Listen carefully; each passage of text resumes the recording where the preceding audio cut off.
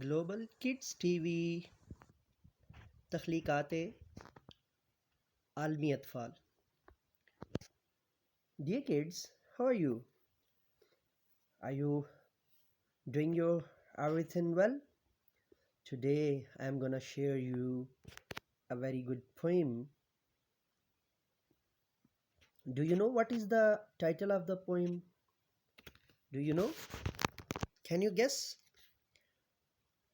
Yes, you're absolutely right. The title of the poem is Seesaw, Seesaw, Seesaw, Seesaw, Seesaw, Seesaw. Let's do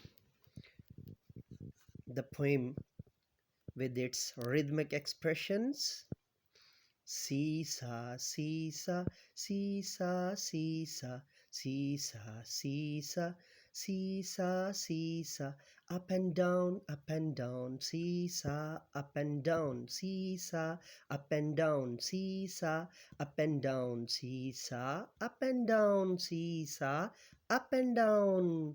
Which is the way to London town? Which is the way to London town? Which is the way to London town? Which is the way to London town? Which is the way to London town?